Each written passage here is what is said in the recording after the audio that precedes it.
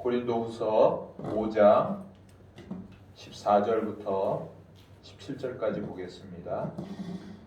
그리스도의 사랑이 우리를 강권하시는도다. 우리가 생각하건대 한 사람이 모든 사람을 대신하여 죽었은즉 모든 사람이 죽은 것이라.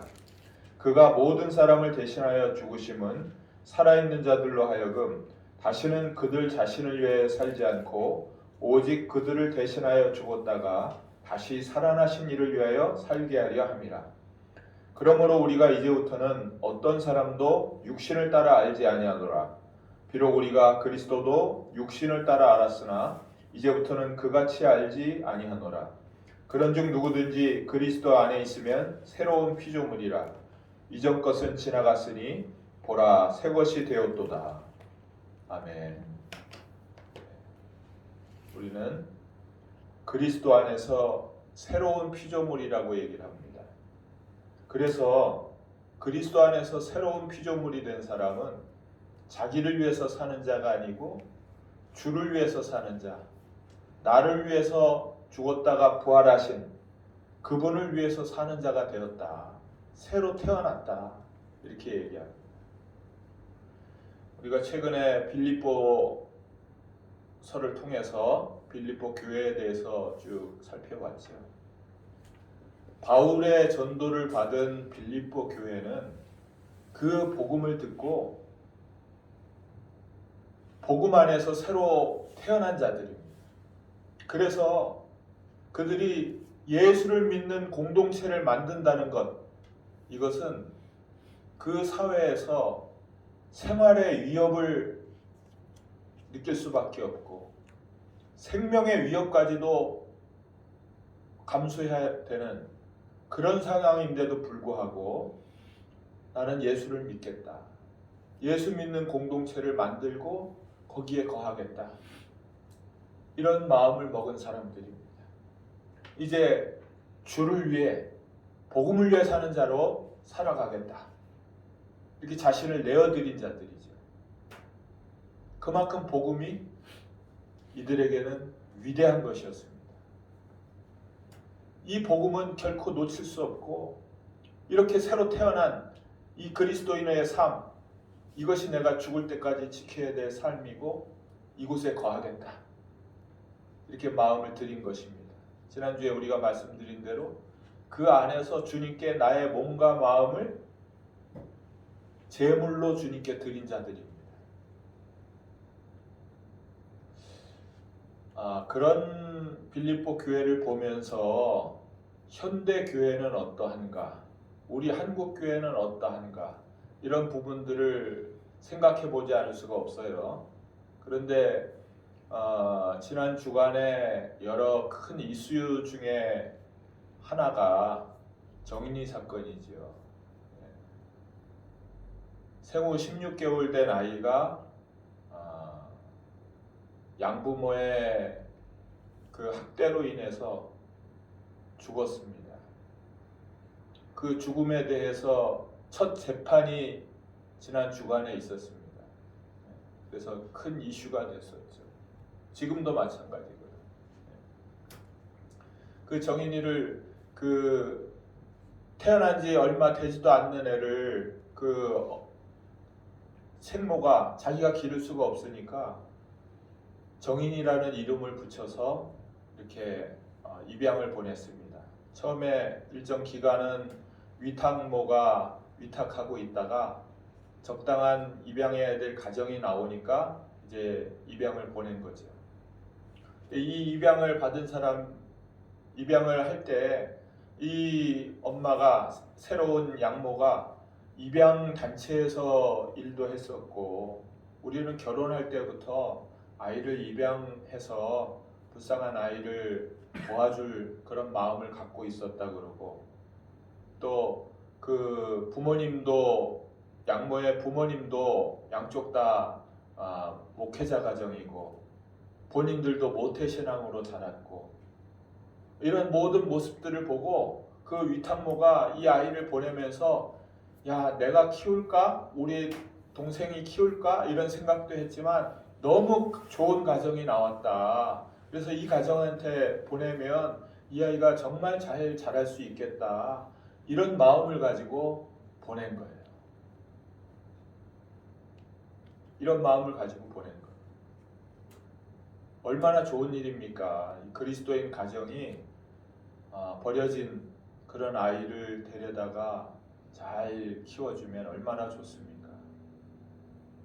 그런데 잘 키워주면 좋겠는데 그렇지 못하고 문제가 생겼죠. 계속적인 학대로 여러 번 아동학대 신고를 받기도 했고 결국은 이렇게 죽게 됐습니다. 그 재판을 하는데 처음에는 이제 그 학대로 인한 치사로 이렇게 하다가 중간에 살인죄를 적용하기로 했습니다. 이건 고의적인 살인이다. 그러지 않고는 얘가 이렇게 죽을 수가 없다. 그래서 검찰에서 살인죄를 적용하기로 공소장을 변경했고 법원에서도 그걸 받아들였어요. 그리고 그 양부가 같이 재판을 받고 돌아가는 길에 거기에 모인 시민들 그 기사를 보고 참 공분한 그런 시민들이 몰려가서 과연 어떤 사람들인가 얼굴 보자. 그 차가 나가는데 그걸 막아서는 장면들이 뉴스에 쭉 나오더라고요. 근데 그 차가 외제차였어요. 나중에 그렇게 죽인 정인이는 무력 공원에 묻어놓고 자기는 이렇게 재판정에 외제차 타고 다녀가냐 이런 기사들이 많이 났습니다. 안타까운 것은 정말 그 양부모가 교인이고 또 모태신앙이고 그 양쪽은 또 목회자 가정이라는 사실이 정말 그 기사들을 보면서 마음 아프게 했습니다. 어떻게 이럴 수가 있나. 뉴스에 그 정인이를 부검한 법의학자가 나와서 이렇게 쭉 설명을 하는데 너무나 기가 막히죠. 그 전에 이제 그 영상에 엘리베이터 타는 모습의 영상에 우리를 학대 안 했다 그러지만 엘리베이터를 타면서 그 유모차를 그 생후 14, 5개월 뿐이 안 된 애를 유모차를 타고 엘리베이터 들어가면 사람이 없으니까 확 밀어버려요. 확 밀어 손을 잡은 게 아니고 손을 놔서 탁 밀어버려요. 벽에 쾅 부딪히고 그거를 또 애는 안 떨어지려고 그 몇 개월 되지도 않은 애가 그 손잡이를 딱 붙잡고 있는 거예요. 떨어질까봐. 나올 때는 그 덜커덕거리는 부분에 확 밀어버리니까 그 두 발이 공중에 떠서 번쩍 들리는 그런 식으로 아이를 대했더라고요. 그러니 제가 안 보이는 데서는 어떻게 했겠는가. 법의학자가 보니까 이 쇄골이 부러져서 사진에도 보면 쇄골 부러져가지고 그걸 기부스한 것도 나오고요. 갈비뼈가 부러진 게 몇 군데가 몇 번이나 부러졌었고 대장과 소장의 그 감막이라고 그러나요? 그것도 찢어졌고 사람의 몸에 이 내장 안쪽에 저 안쪽에 췌장이 있어요. 그거는 웬만해서는 건드릴 수 없는 부분인데 그 췌장이 잘라져 버렸어요. 이건 그냥 이렇게 때려서는 될 그 정도가 아니라는 거죠. 그래서 그 살인죄 적용할 때 공소장은 애를 발로 밟았다. 죽을 만큼 발로 밟았다. 그 얘기를 쭉 듣는데 야 이게 계속 듣기가 너무 막 황당하더라고요. 그 아나운서도 거기에 대해서 너무 얘기를 하니까 이게 어쩔지를 모르는 거예요. 계속 듣고. 듣고 이게 방영되는 것 때문에. 그런 일들이 일어났는데 그것이 참 그 모태신앙이었던 교인이었다는 것. 둘 다 한동대에서 만나서 기독교 학교 아닙니까? 한동대에서 만나서 결혼을 하고 또 남편은 또 그 기독교 방송 CBS에 PD로 근무하고 있고 부인은 통번역사로 이렇게 일하고 있고 안타까운 일이었어요. 정말 안타까운 일. 그런데다가 또 보도된 거는 그 친정 엄마가 그 집에 와서 어느 정도 기간을 같이 있었다 그래요. 그러면 이 아이를 봤을 거고 또 이렇게 기저귀도 갈아주고 했을 거고 또 얘를 어린이집에 등원도 시켰을 거고 이 엄마가 어린이집 원장인데 얘를 보면 모르겠느냐. 다 알 텐데 어떻게 그게 그런 학대가 계속되도록 신고도 안 하고 또 그게 바로잡아지지도 않고 그대로 놔뒀느냐. 거기에 대한 의문을 다 제기를 하고 있고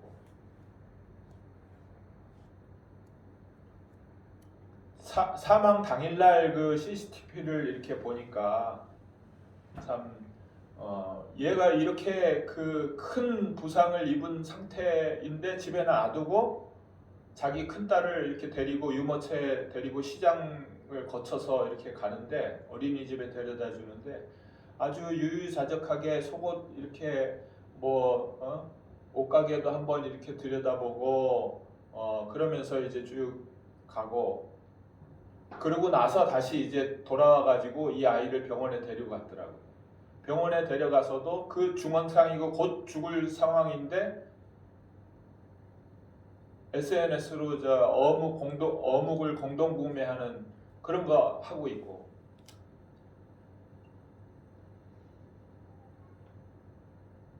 정말 하나하나가 야 어떻게 이럴 수가 있지?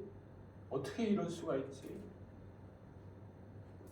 그런데 이 아이가 정인이가 사망한 며칠 후인가가 그 친정 아버지 생일이었다 그래요. 그 생일이어서 모여서 와인 파티를 했다는 얘기도 나와요. 그러니까 이게 아니 아이가 그렇게 해서 죽었으면 그 생일 파티를 할 그런 정신이 어디 있냐고요. 딸이 그런 그 엄청난 가운데 그 데려온 입양한 애가 죽었는데 그러면 정말 회개하고 금식하면서 기도해야 되는 거 아닙니까? 그런데 생일 파티를 한다고 모여서 와인 파티를 했다고요. 이게 지금 제정신입니까? 이걸 쭉 보면서 정말 정말 어떻게 뭐라고 얘기할 수가 없는 거예요. 이 과정들이.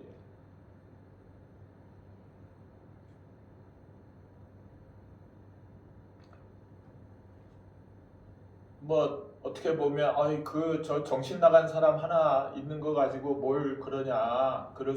정신 나간 사람 때문에 우리가 다 그런 거 아니지 않느냐 이렇게 생각할 수도 있을 거예요. 그 얘기를 하는 게 아니에요. 또 어제는 그 뉴스에 보니까 우리 이제 랩하는 사람 있잖아요. 래퍼 BY 굉장히 그 예수님을 믿는다고 그걸 가사로 많이 얘기하고 방송이나 매체에서도 늘 예수님 믿는 자로 이렇게 나왔는데 어제 뭔가 사과를 했다 그래요. 그래서 이 기사를 보니까 라디오 생방송에 나와서 이렇게 얘기를 하는데 굉장히 성의 없이 했다는 거예요. 생방송에 나와서. 그래서 삼행시를 할 수 있습니까? 그랬더니 못합니다. 그리고 얘기를 하다가 방송에 부적절하게 개 잘한다 이런 거예요. 굉장히 잘한다는 말을 개 잘한다 이렇게 얘기해요. 그래서 MC가 당황스러워서 굉장히 잘하지요? 이렇게 고쳐서 얘기를 하니까 또 자기 말대로 개 잘하지요? 이렇게 얘기를 했다는 거예요. 그 방송 내내 굉장히 그 불성실한 태도로 생방송에 임한 걸 보고 그 청취자들이 댓글을 달았는데, 야, 무명 시절에 그 배고플 때 그런 생각은 다 잊어버리고 그렇게 불성실하게 나왔냐? 그러려면 왜 생방송 나왔냐? 이런 댓글들을 다는 거예요. 결국은 그 소속사에서 사과문을 냈더라고요. 그럴 수도 있나? 그 사람이 정말 나는 예수 믿는 사람이고 그것 때문에 살아간다는 그런 얘기들을 쭉 했기 때문에 그렇게 하면 안 되는 거예요. 더 유명할수록 그렇게 하면 안 되는 거예요. 그리스도인들이 다 저렇구나. 믿지 않는 사람들은 그 시각으로 보는 거예요. 다 그렇지 않지만 한 사람이 그런 걸로 생각하지 않는 거예요. 교회 다니고 모태신앙이고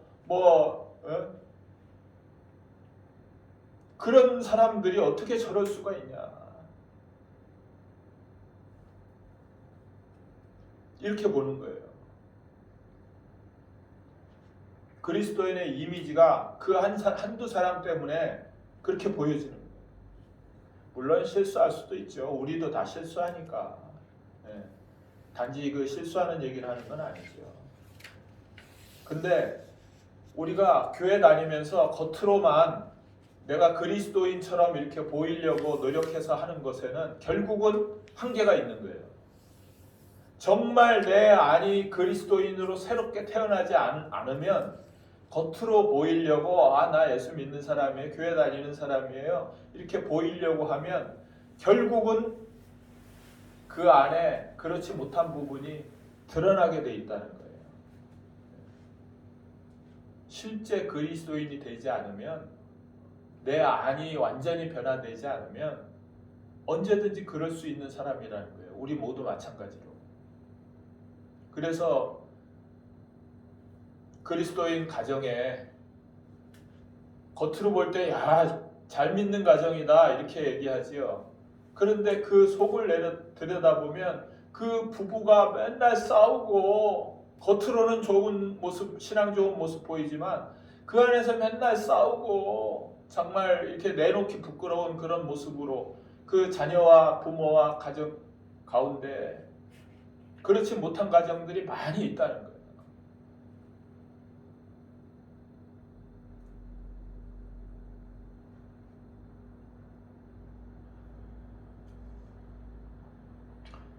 이게 어떤 면에서는 우리 한국교회 민낯이 아닌가. 지금 코로나 때문에 세계가 이 팬데믹에 빠져 있잖아요. 이 코로나 전염병이 어떻게 왔습니까? 어떤 것도 우연이 아니라고 믿는 우리한테는 역대하 7장 12절부터 14절까지의 말씀이 너희가 하나님을 떠나 악한 길에 있으면 기근과 전염병과 전쟁과 이런 것들로 인해서 하나님이 징계하겠다고 하시고요. 너희가 악한 길을 떠나 겸비하면, 하나님 앞에 겸비하면 이런 것들로부터 다시 회복시켜 주겠다고 말씀하시잖아요. 전 세계가 또 한국이 이렇게 코로나로 고통받고 있는 이유, 지금 너희들이 정상적으로 하나님을 섬기고 있는 게 아니다라고 하나님이 말씀하시는 메시지인 거죠. 교회 다니는 사람이 많다고, 그래서 부흥했다고, 나는 구원받을 거라고, 실제 그 속에, 우리들의 속에 완전한 주님을 모시고 사는 그 변화, 새 피조물 된 변화가 있지 않으면 그건 껍데기에 불과하다.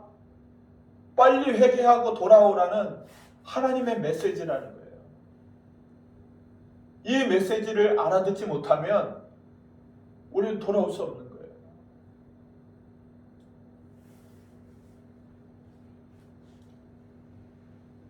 그래서 우리는 교회 다니는 교인이 돼서는 진정한 변화를 이룰 수도 없고요.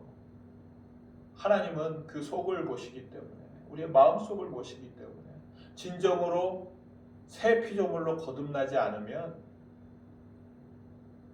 참된 그리스도인이라고 할 수 없는 거예요.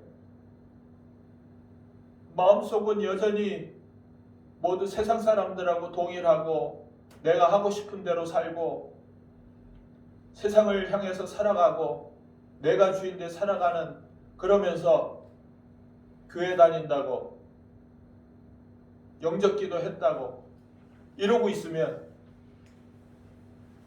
하나님은 그걸 용서할 수 없는 거예요. 봐주기 어렵다는 거예요. 봐주기 어렵다. 너희는 왜 마당뜰만 밟고 다니냐.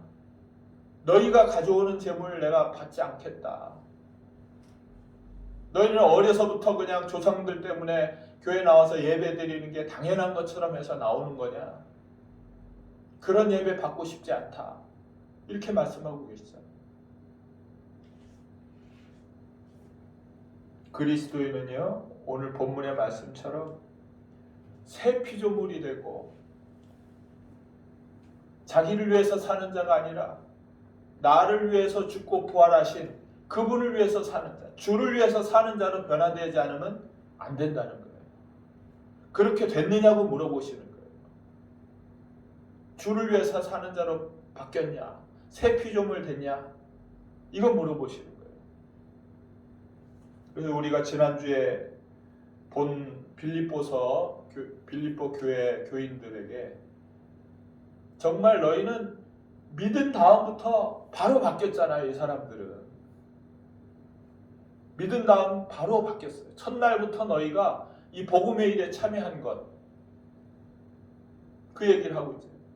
그들에게요, 빌립보 4장 8절부터 그렇게 바뀐 너희는 앞으로 이렇게 살아라 말씀하십니다.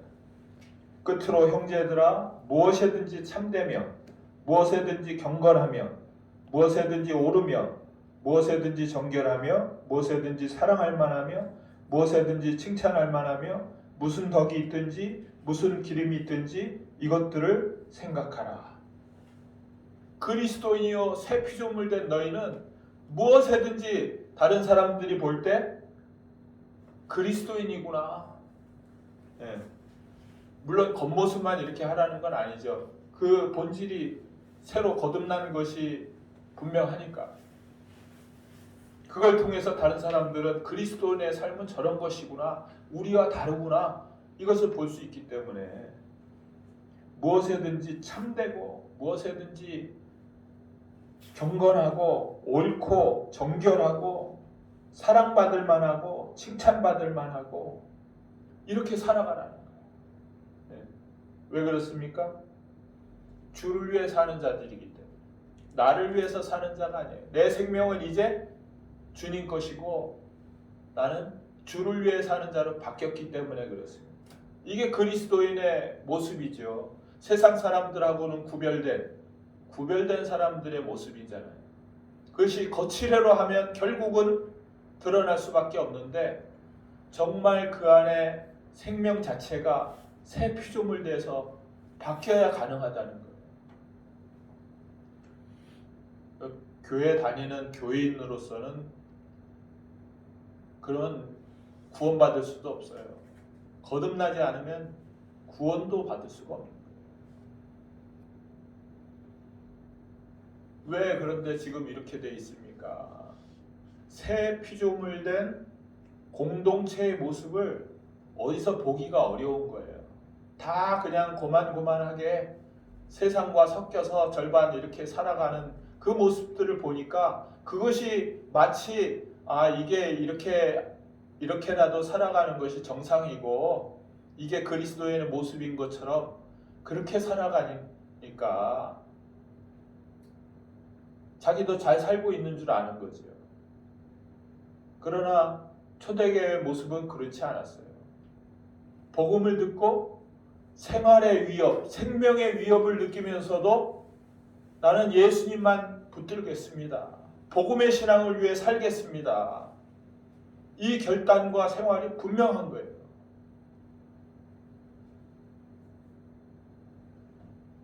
어떻게 이렇게 가능했는가? 바울이 마게도냐 지역에 들어가서 첫 성에 들어간 곳이 빌립보 성이라고 그랬잖아요.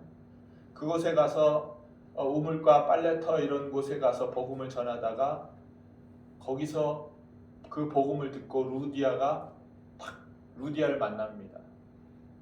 그러니까 루디아가 뭐라고 그러냐면요. 사도행전 16장 14절에요. 한번 찾아볼까요? 사도행전 16장 14절 15절에 두아디라시에 있는 자색 옷감 장사로서 하나님을 섬기는 루디아라 하는 한 여자가 말을 듣고 있을 때 주께서 그 마음을 열어 바울의 말을 따르게 하신지라. 그와 그 집이 다 세례를 받고 우리에게 청하여 이르되 만일 나를 주 믿는 자로 알거든 내 집에 들어와 유하라 하고 강권하여 머물게 하니라. 자주장사해요. 부유해요. 그래서 그냥 이렇게 먹고 살면 평안해요. 그런데 이 루디아라는 여인은 이것이 그냥 부유하게 평안하게 사는 것이 진정으로 하나님이 나에게 원하시는 삶이 아니라는 걸 알고 그 진리를 간구하고 있던 사람이에요. 그런 가운데 바울의 복음을 듣고 내가 그 예수를 주로 믿겠습니다. 세례를 온 가족이 받고 그 사람들을 우리 집으로 청한 거예요. 우리 집에 와서 머무십시오. 내가 당신들이 머무는 모든 비용, 복음에 필요한 비용 다 되겠습니다.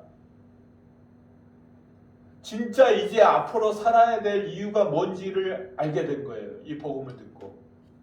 거기에 헌신하기로 한 거예요. 새 사람이 된 거죠. 이제 내 남은 삶의 닻을 돛을 어디에다 내려야 될지를 알게 된 거죠. 내가 예수 믿는 그리스도인 되겠습니다. 이거 루디아뿐만 아니라 빌립보 교회 교인들이 다 이렇게 변화가 됐죠. 데살로니가 교회 교인들이 다 이렇게 됐죠. 바울이 전하는 곳곳마다 복음 들은 사람들이, 이 복음을 받아들인 사람들이 이렇게 변화가 된 거예요. 바울이 전한 복음이 뭐길래 이 복음을 들은 사람들은 이렇게 변화가 됐습니까? 그 복음은 목수의 아들로 살다 간 예수라는 청년, 그 청년이 성자 하나님이라는 거예요. 예수라는 청년이 하나님이라는 거예요. 이분이 창조주라는 거예요. 이 성자 하나님이 이 땅에 왔다 가셨다는 사실인 거예요.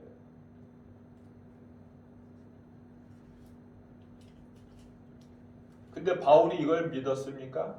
안 믿었어요. 바울도 이 말도 안 되는 소리, 이 신성 모독하는 놈들, 내가 하나님의 이름으로 저들을 다 잡아들이겠다, 죽이겠다, 저들을 없애겠다, 이러고 쫓아다닌 게 바울이잖아요. 그래서 하나님을 믿는 열심으로 그들을 다 잡아 죽이고 했는데 어느 날 다메섹 다메섹에를 가다가 그 길에서 부활하신 예수님의 음성을 듣고 그 빛을 보고 그로 인해 눈이 멀고 아나니아 선지자를 통해서 눈이 떠지고 이 과정을 통해서 3년간 아라비아에 있으면서 그가 부활하신 예수님을 만난 거예요. 예수님이 정말 죽었다가 부활하셨구나.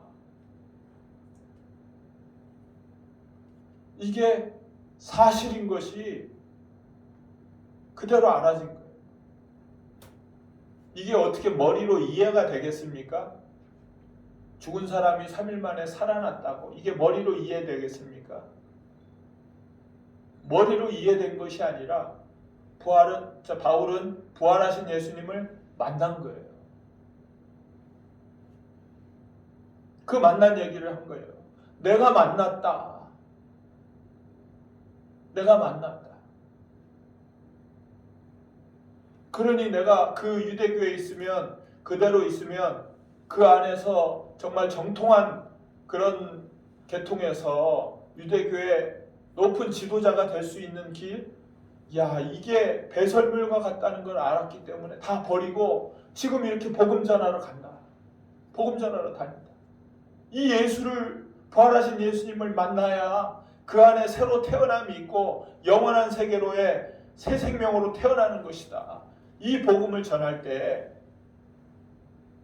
전하는 곳곳마다 교회가 세워지고 생명이 일어나는 역사들이 있었던 거잖아요. 이게 바울이 알고 있는 지식을 전해서 설득해서 그 사람들이 생명을 드리겠습니까? 자기 생명을 걸어야 되는 일인데,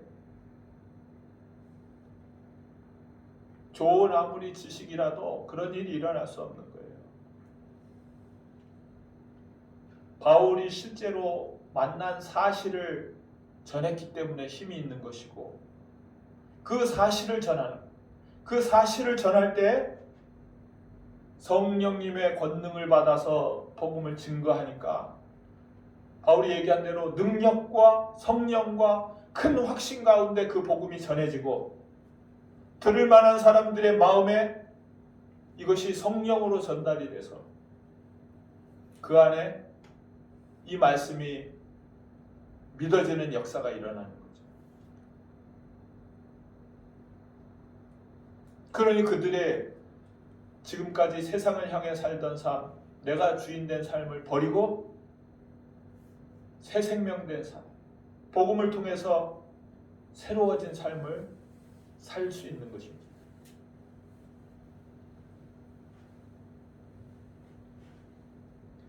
우리가 현대 교회를 보면 교회 다니는 사람들은 많지만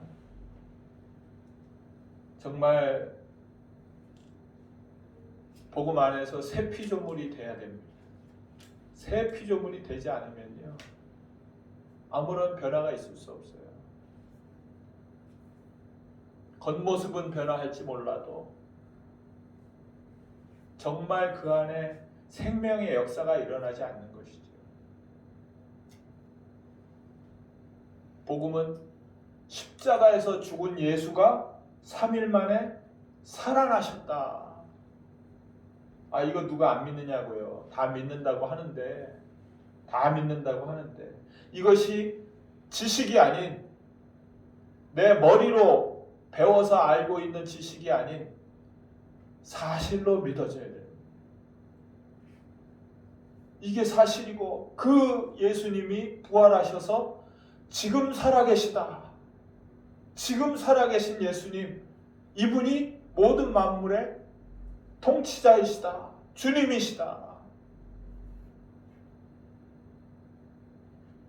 이것이 얼마나 엄청난 일입니까? 하나님이 이 땅에, 성자 하나님이 이 땅에 왔다 가셨고, 이분을 믿으면 이분이 지금 살아계시고, 이분을 주로 믿을 때 내 안에 들어오신다. 이게 얼마나 엄청난 일인지, 이분 앞에 서서 사는 거예요. 이분과 함께 사는 거예요. 나 알아요? 다 알아요? 믿어요? 그러면서 이전의 삶을 살 수가 없는 거예요. 이전 삶 그대로 살 수가 없는 거예요. 이 하나님이 이 땅에 왔다 가셨고 모든 만물을 통치하고 계신데, 이 앞에서 사는 삶은, 이것이 믿어진 삶은, 새로 태어난 삶은 이분과 함께 살고 있는 거예요.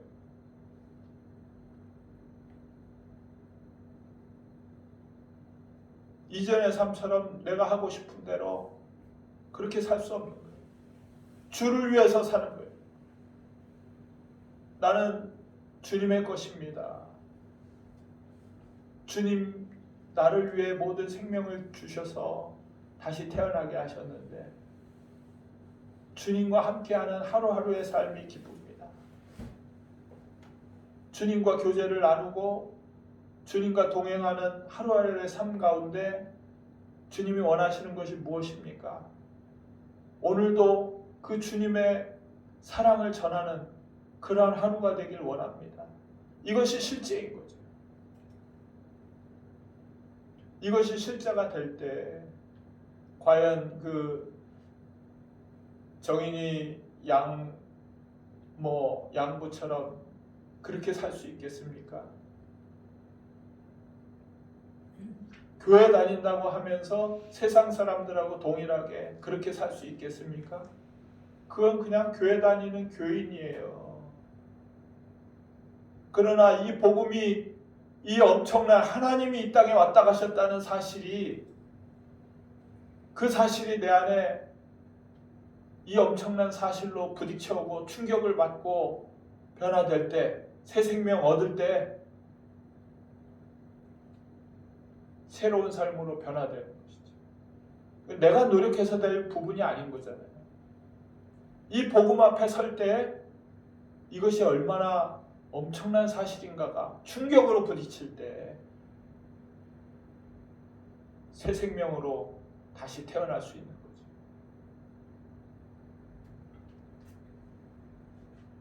빌립보 사람들이 이 복음 앞에 꼬꾸라진 겁니다.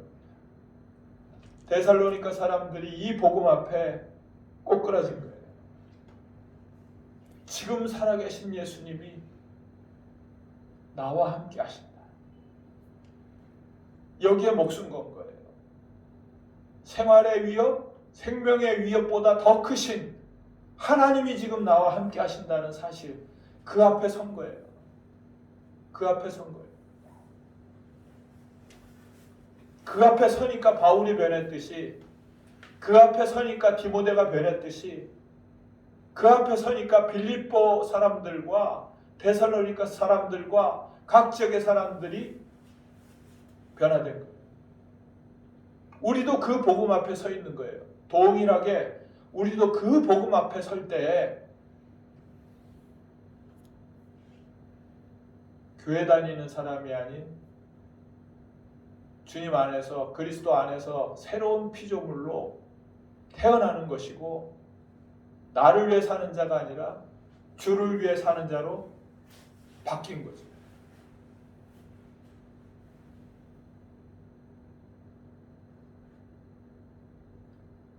이제 우리 모두가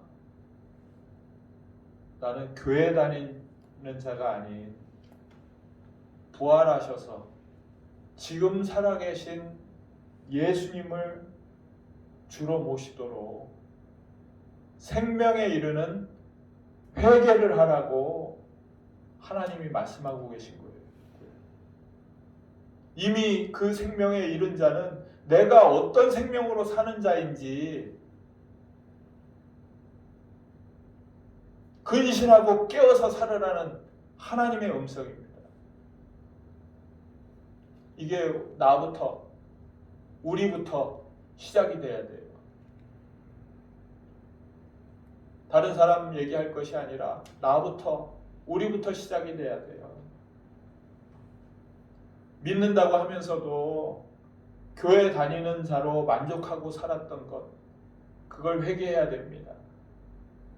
이 땅에 왔다 가신 예수님이 성자 하나님이라는 사실, 이것이 내 마음에 정말 충격으로 부딪혔다면, 그래서 거듭났다면, 예전처럼 세상의 가치관을 가지고 살아가는 모든 것이 배설물로 여겨지고 주님 원하시는 삶, 주를 위해서 사는 삶, 그것이 정말로 되었는가 돌아봐야 됩니다. 내가 그것이 가능할 때, 내가 그걸 붙들을 때, 정말 말씀을 붙들고 기도를 통해 주님을 붙들고 내 새로운 신분을 붙들고 그렇게 나아갈 때 나를 통해서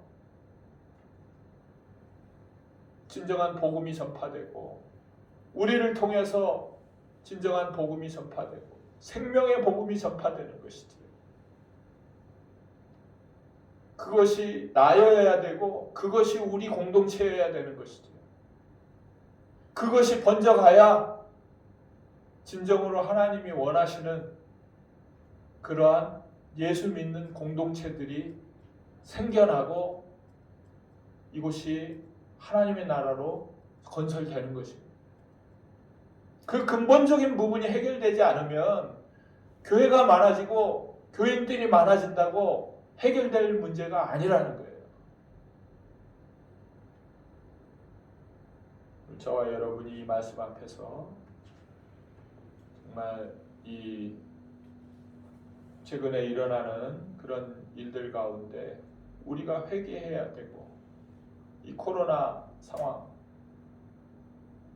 우리를 돌아보고 회개해야 되고 정인이 사건을 통해서 우리가 우리 자신을 회개해야 되고 이렇게 변화되지 않은 모든 모습이 나하고도 연관이 있다는 거예요. 내가 진정으로 회개하고 새로 태어난 피조물로서의 그 모습과 영향력을 갖춤으로 저와 여러분이 먼저 시작해요. 그냥 이렇게 대충 살 그런 생각하면 안 된다는 거예요. 그런 모습을 통해서 이 땅이 하나님 나라가 되기를 원하고 기대하시는 하나님 앞에 우리가 서기를 원합니다. 기도하겠습니다.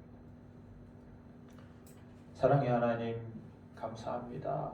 저희들 정말 이 땅에서 죄 많은 가운데 죽을 수밖에 없는 저희들인데 저희를 사랑하셔서 독생자를 보내주시고 십자가에 달려 죽었다가 3일 만에 부활하게 하심으로 우리의 모든 죄를 사하시고 성령 하나님을 우리에게 보내주심으로 거듭난 자로 새 피조물 된 자로 하나님의 자녀 삼으시니 감사합니다. 그러나 아직도 아버지 하나님 우리가 그저 교인으로 살아가는 사람들이 많고 새 피조물 되지 못하고 정말 이 사회에 새 피조물 된 사람들의 삶을 보기 어렵고 새 피조물 된 공동체를 보기 어려운 이 일들이 우리가 회개해야 될 부분인 것을 알게 하소서.